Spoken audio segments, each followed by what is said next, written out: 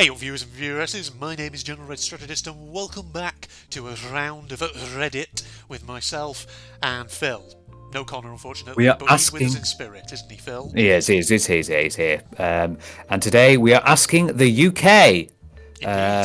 Indeed. We're asking the whole of the UK. So UK, if you're out there, help us out. You see, it would have been nice to have Connor here actually, because we could Yeah. have three. But he's a bit Indeed. busy with doing the old Christmas shopping stuff, Yes, yes. which I've got to get on with. But yes, we're doing Ask UK, which we did quite a while ago, which is it's similar to like Ask Reddit, which is general questions but more tailored towards here in the UK. So what we starting off with, Andrew? Well, maybe you can answer Phil, but why are 20-minute cities seen as a conspiracy theory? What are 20-minute cities? So I think I am familiar with what this is. I mean, there's different names for it. Some people call it the 15-minute city, but the idea is it's like an urban planning thing where you design towns and cities so that everyone, wherever you live, you're always within basically like a 15-minute walk of things like shops and amenities that you would need. So Oh, it's actually a really good idea. The idea behind it is that, we could potentially sort of encourage people to live more healthily by walking everywhere rather than driving. It'd be good for the environment as well, because obviously, less driving, less emissions, things like that. But the problem is there's like a whole sort of conspiracy theory that sprang up around it in terms of people think it's like the government attempt to sort of force people to be staying within local areas and things like this. It's all like government control, man. It's like, no, it's not.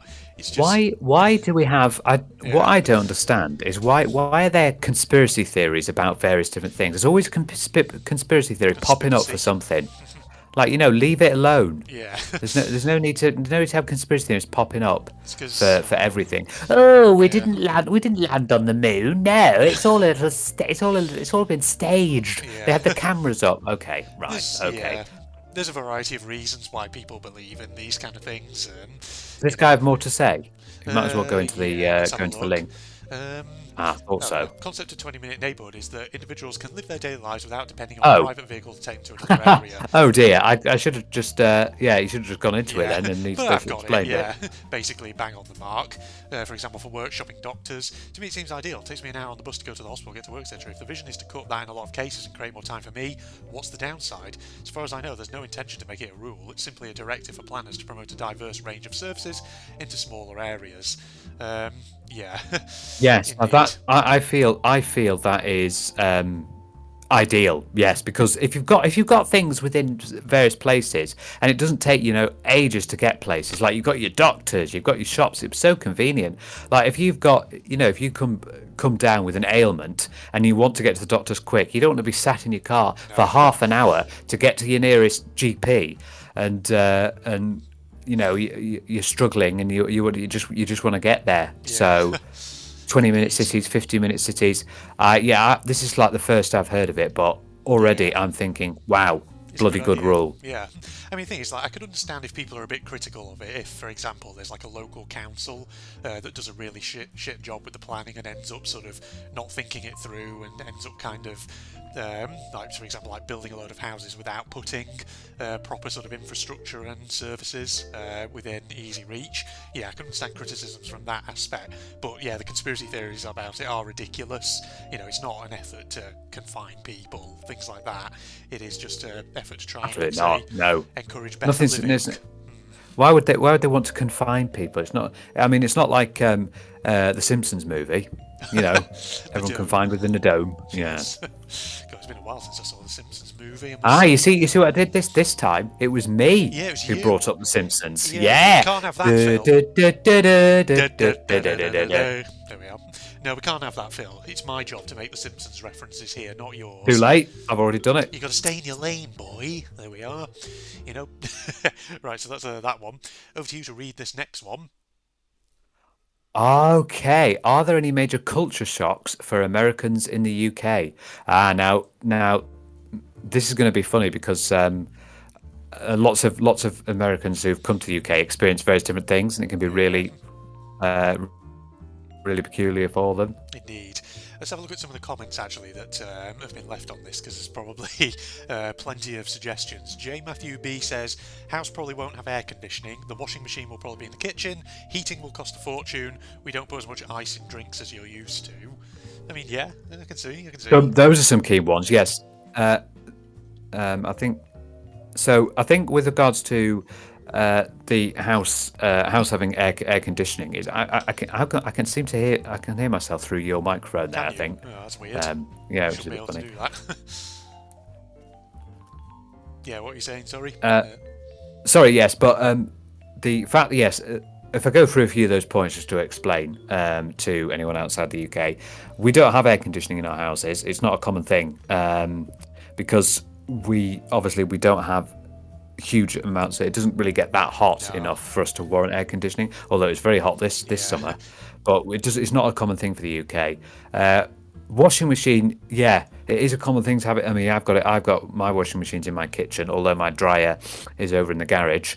Yeah. But yeah, we usually have it there just for convenience. It To is. be honest, at the end of the day, yeah, heating costing a fortune. Yeah, we're having a lot of energy bills at the moment. That's funny now because I've just had to put the heating on. Oh dear. Oh, that's going to cost you a fortune, Phil. And yeah, not as much ice and drinks as you used to. Again, that goes back to really to just the climate, though, I think.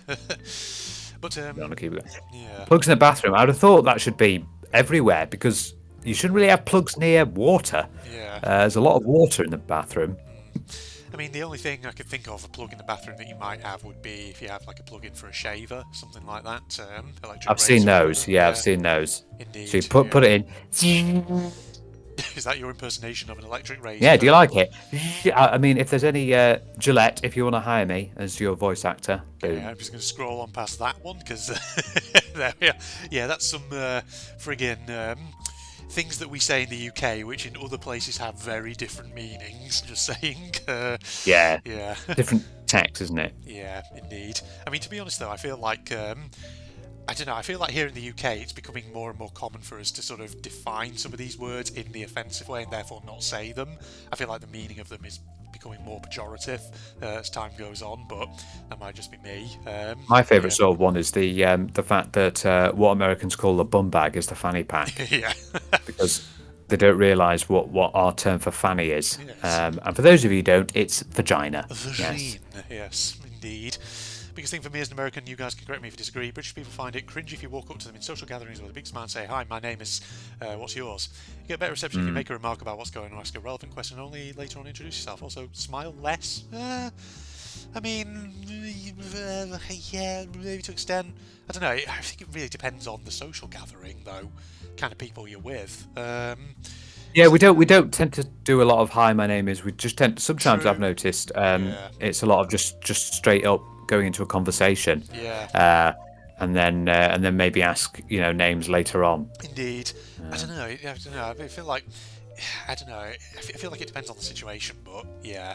I mean, there's some social gatherings where, yeah, absolutely, that is the case where it depends on the mood in the room. Just like sometimes you just go in straight into the conversation. But I don't know. I mean, like if it's a say like a work gathering or something like that, then probably people will be introducing themselves, stuff like that. So depends on the situation. Yeah, And all that. yeah, it depends on.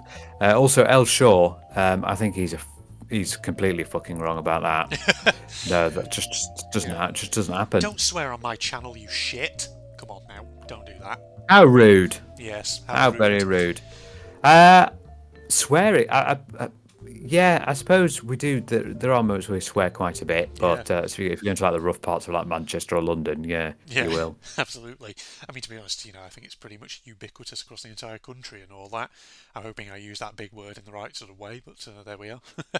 Yes. That's a No, lot you of can't culture use big shocks. words. You No. can't use big words. Yeah, I can't, can I, Phil? I just can't. But why is antisocial behaviour so accepted in the UK, Phil? Can you tell me the answer to that? I wouldn't really say it's. I wouldn't really say it's accepted. It's there are a few things. Okay, I can see here like this person's mentioned like noise complaints. Yeah, if noise complaints happen, we can complain and get it sorted out. Especially if you live in apartments or something. I mean, you know more about things like this because you live in apartments. Do you Yeah. get any noise issues or Yeah, anything like that? no, I've not had any sort of like persistent noise issues. Sometimes there are certain nights where you might hear things coming from like an adjacent building, something like that, but nothing that is, like I say, persistent or annoying or anything. Nothing any different to what you'd get, for example, if you were just living in a regular house or whatever. I think part of the problem here is just that, after like 13 years of bloody Conservative government budget cuts. I think part of it is just, police are very stretched and all that, and now are just prioritising more serious crimes, and as a result don't have as many resources to respond to what are essentially these kind of more antisocial misdemeanours, things like that. Yeah, and unfortunately, there are lots of rough areas where these things can happen with antisocial behaviour, and you can see it Having said that, prevalent in yeah. Having said that, I'm just looking at the last paragraph this person's written. I've seen the explanation that the police is massively underfunded and understaffed, which is true, yeah. But from what I've read, antisocial behaviour used to be a massive problem in the 90s and early 2000s too. That is true. Yeah, I can certainly remember it being a bit of an issue in the 2000s. It seems there's a strange attitude towards ASB where people quietly grumble but do nothing about it. I don't know. I mean, part of it, I wonder if maybe there's just been certain cultural changes, perhaps. I really don't or know. it's that sort of British mentality. Oh, just get on with it. Yeah, that too. I That don't know. that might be an aspect. Yeah. Isn't it? What was it? Did they still have those ASBOs, Yeah, which are do they given still out do to people who have ASBOs antisocial? in the Yeah. UK? I can't remember. I know there was a big sort of furore about them when they introduced them in the 2000s in terms of, oh, this is so toothless and all that, but I don't know, are they still going? Are they still a thing? I'm not entirely sure. I don't know. I know you get these because what we have here is we've got a group of people called chavs, Chavs. It's a word which I've not are heard for a while. I know the sort of group of people who are sort of like the rough and ready Yeah. type people. They will easily try to provoke other people. Yeah.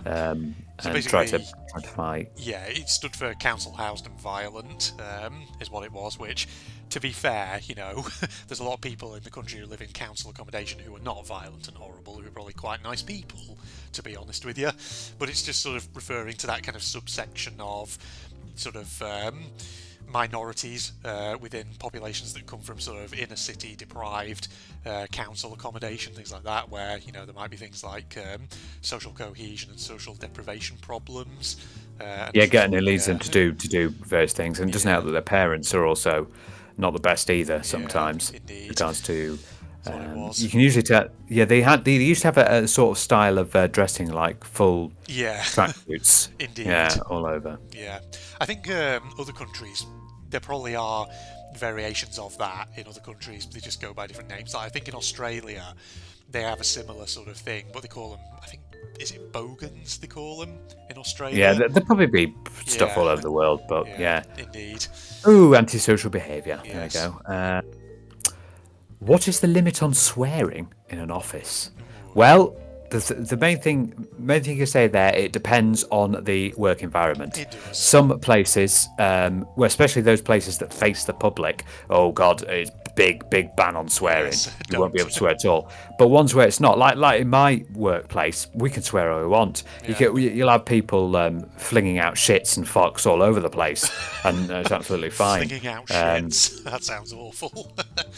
We're like monkeys, flinging shits everywhere. Oh God. Indeed. We. There you go. Yeah, I mean, it says it depends on context here, OP. I mean, because the thing is, if you're in a work environment where everyone really kind of knows each other and everyone sort of knows each other's boundaries and what everyone's sort of comfortable and uncomfortable with, then sure, you'll probably start to get a sense of what is appropriate by way of more vulgar humour, to put it that way. But obviously, you've got to make sure first and foremost you know the limits and boundaries of the people you're working with, because if you don't know that, then obviously you're probably going to end up in a very uncomfortable scenario where you make some joke or fling out some vulgarity and then someone looks back at you just like, what the fuck? Like that. Yeah, or even on the worst case scenario, reports you to HR. Yeah. And that's That's not what you want. There's a sort of very fine line between kind of humorous and sort of edgy banter with colleagues and then just being outright offensive.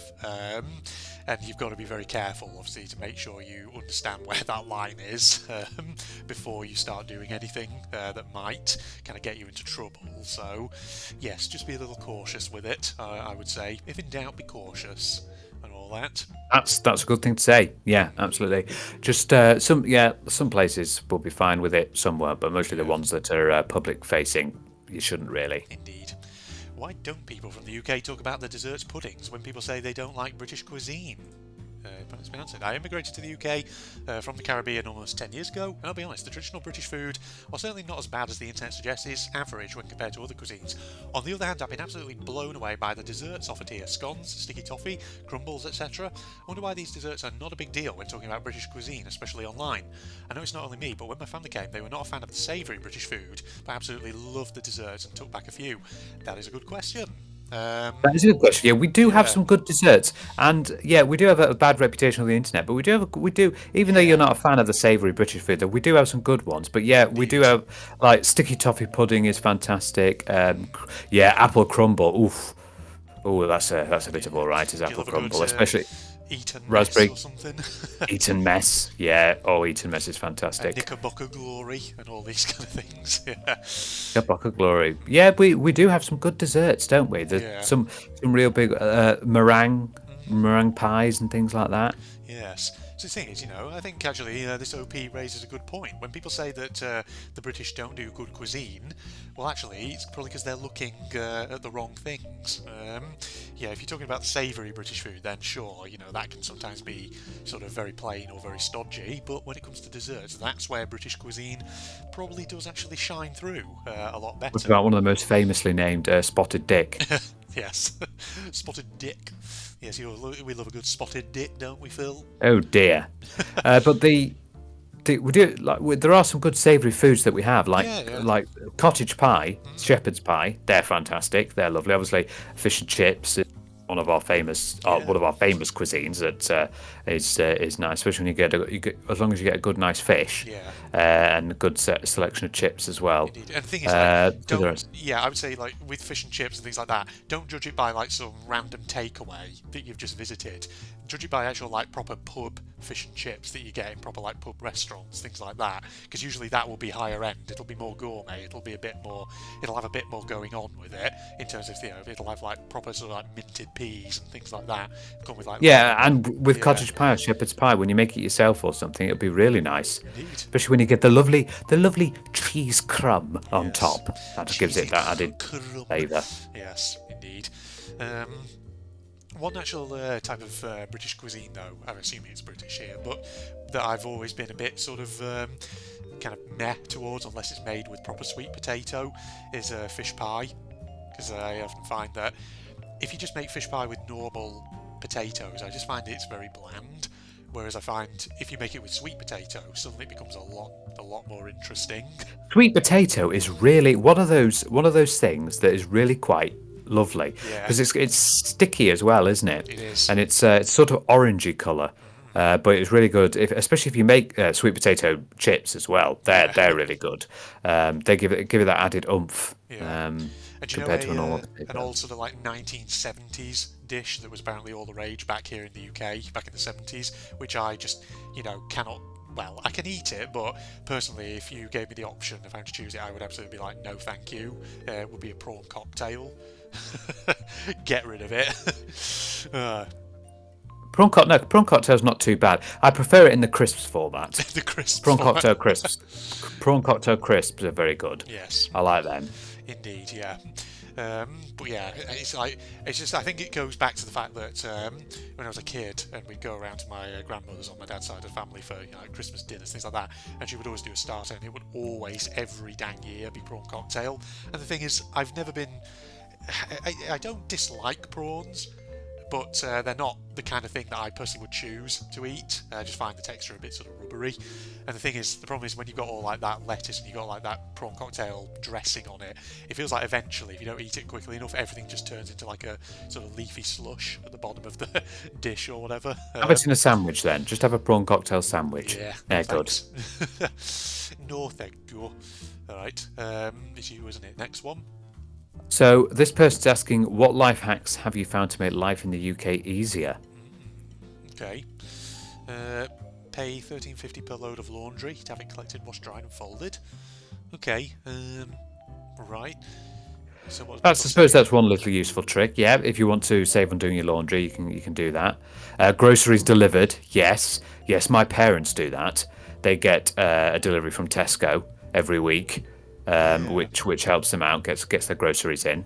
Yeah, these people are here saying, yeah, if you find yourself in a position where actually you're quite a way away from a supermarket, and especially if you're living in a place where you're sharing with more than one person, actually, yeah, that does make a lot of sense. Because it probably would be much more cheaper to get the delivery than each of you having to go. Absolutely. If Yeah. you're not too far from the supermarket, which is a funny thing, because you know where I live, right, Andrew? You know that I live near a big Asda. Yes. Okay. Yes. Now, I've seen an Asda delivery van go just around the corner in my area. Someone's a bit It's lazy like, then. let's not go straight to that Yeah. conclusion. Let's It could not. be that they're That's it. elderly, It or could they be. could be, disabled, or they do have, severe mobility issues, They could. and Yeah. uh, and can't do it. But that's Yeah. one thing. Or it could be that they are genuinely lazy, because Mm. it's within walking distance. My big Asda. Yeah, yeah. I shouldn't go straight to the lazy joke immediately because, like you say, it could be there is a valid reason why they have to get the delivery even though it's not that far away. Like I say, it could just be lazy mobility issues in terms of just someone who has a disability, something like that. So yes, my lazy is just meant to be a joke, a light-hearted joke, ladies and gentlemen. I'm not actually saying they are and all that. Yeah, you Indeed. just don't know about that. Yeah, you But don't. groceries delivered is a big thing. Yeah. My parents do it. I don't, because it's easy for me to just go round and about. But yeah, Use ChatGPT to make a meal plan that includes enough for me and my partner to take for lunch the next day. Planned everything that. I don't think that's specifically a British thing, using ChatGPT to do that. I feel like anyone in any country can do that and it probably work for them, but yeah. Indeed. yeah, we already know the advantages of what ChatGPT can do. Yeah, this one here, shopping for kids' clothes from Vinted. I do sometimes get adverts for Vinted on YouTube. Is Vinted actually specifically a UK thing? Because I don't actually know, or is it like, I have no idea. yeah, But if you can do some shopping for, yeah, that's if you've got kids as well. yeah. When I finish using the oven, I'll leave the door open as it's cooling down to warm my very small flat up. That's actually a good idea. I do that myself sometimes if I've been using the oven, especially on like a winter's evening. Leave the door down after you finish, so that as the oven's cooling down, the heat sort of migrates out into the room around it. It's a good way of bit of extra heat in the room and all that. Yeah, you've got that. You've Indeed. got that. Yeah. Okay. There's some life hacks there. You ever had an awkward moment of silence on Remembrance Sunday? Oh dear. Um, Oh, but 10 years ago, I was working as a receptionist at a busy health centre serving a diverse inner city community. Ran the out of hours service for about 15 GPs in the area, so weekends notoriously hectic. We announced the minute silence was about to begin. All available staff came to the front to participate. One man didn't seem to grasp the significance of everyone standing in silence with their heads bowed. Began out loudly asking when he'd be seen, why everyone was doing nothing in very broken English. Office manager said 1 minute of silence please, shushed a few times, obviously wound him with more. A native bar in the waiting room then piped up with all the tact and understanding you'd expect. By the time the second ding came for the waiting room speakers to announce the end of silence, half of the very full waiting room was screaming at each other and the air was thick with slurs. Oh dear. oh dear, that's a bit of an awkward moment. Yes. I don't think I don't think I've really had any awkward minutes of silence. I've had one Um, that I can remember from high school. It was right. So let me cast my mind back here. It was in a maths lesson. I can't remember if it was specifically to do with Remembrance. It was probably on like a Friday or something just before Remembrance Sunday. They decided to have a minute silence or whatever at 11 o'clock. And basically, so we were sat there in the middle of the maths lesson and the bell had gone. It's 11 o'clock for like morning break, but we've obviously, before we could be let out, we had to Yeah. just do this minute silence thing. So we were all stood there about to leave, and throughout this lesson, just before this happened, this guy, I remember this kid who'd been sort of sat close to where I was, who was, I mean, the thing is, I remember as being a really nice guy, but he was absolutely very much kind of a class clown. Very much loved to make people laugh, things like that. And all throughout the lesson, he had been just goofing off, and the way he'd been goofing off in the lesson had just been causing me to absolutely crack up with laughter. And it's like I couldn't look at him without laughing. And as we were doing this minute's silence, I was desperately just keeping my eyes forward, knowing that if I look to my side and just see this guy, I knew instinctively that he would be looking at me. And I knew if I made eye contact with him, I would just burst out laughing.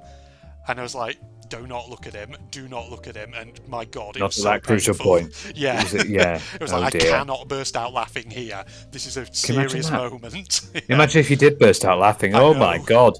I think you may have been put into detention for that. I probably if would you have if been. that would have happened. Yeah, easily. Oh, so God, yeah. I'm just trying to think. Was there any? I can't. No, I think everything's been fine. The only thing which you can't help with people is when they have a little cough. Yeah. But You can't haven't help had that. one. Yeah. Can't help that. But no, I haven't really had any awkward, which has been good. Yeah.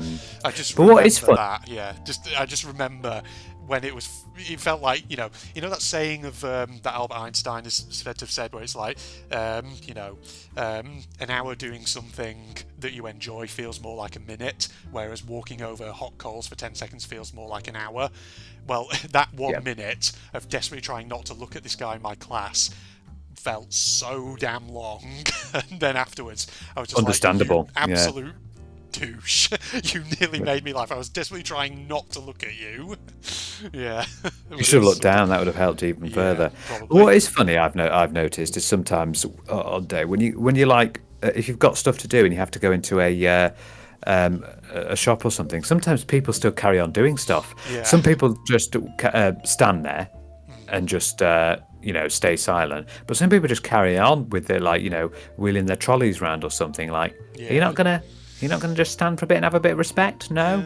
True that. Yeah, I can remember sort of having that sometimes when I worked at Boots.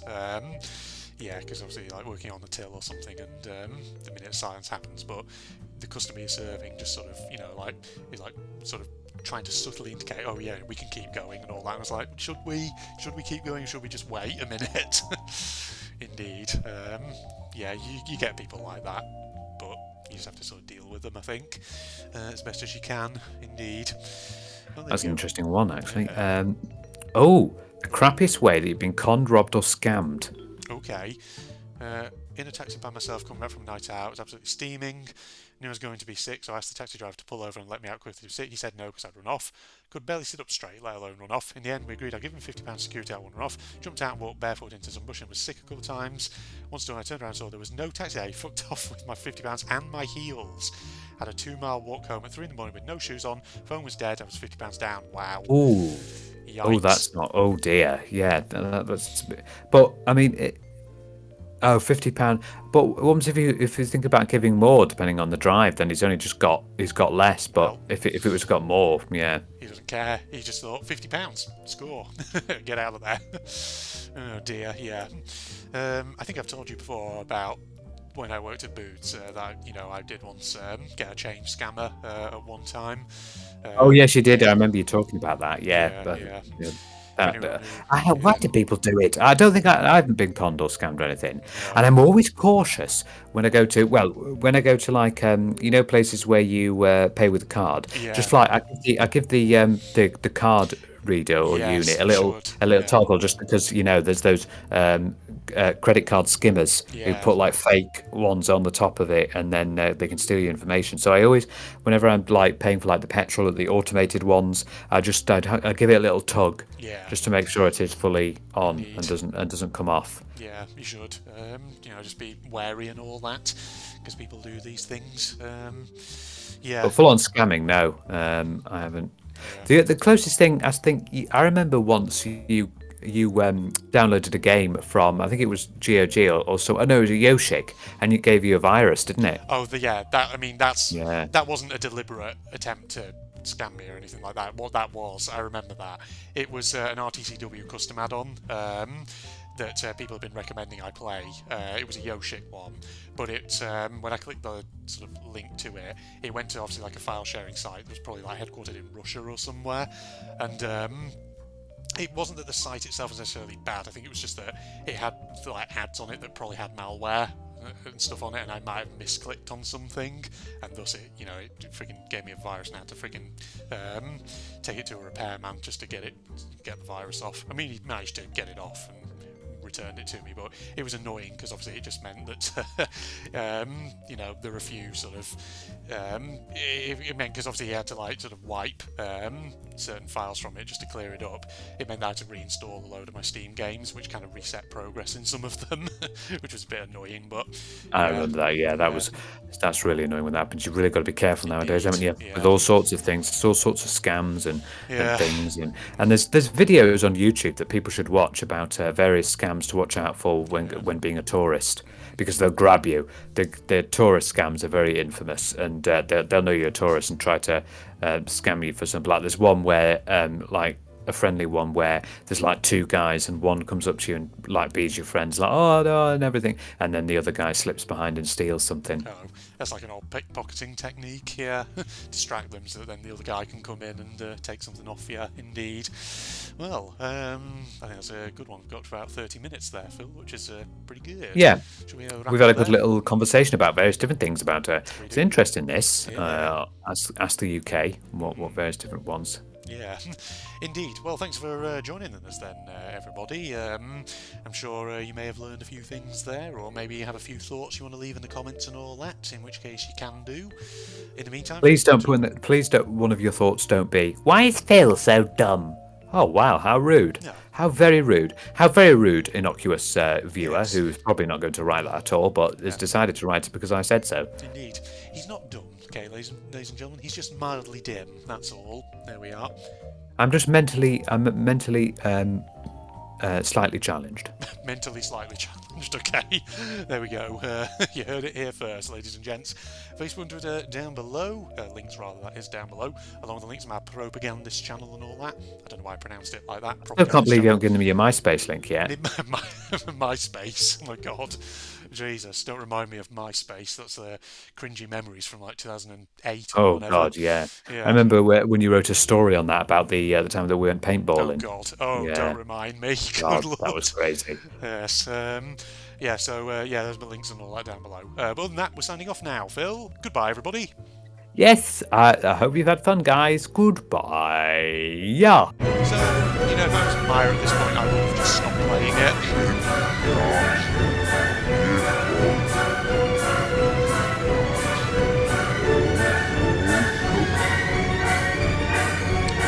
Idea. There's definitely a certain uniqueness to it. Right, so we go down this path instead then. Activate whatever strange face awaits us at the end of this corridor. Oh, hello. Glowy eyes in the darkness. Is that what that is? Whoa, hello. Uh-oh. Oh, I can't move. Well, there's ominous deep breathing. Hello.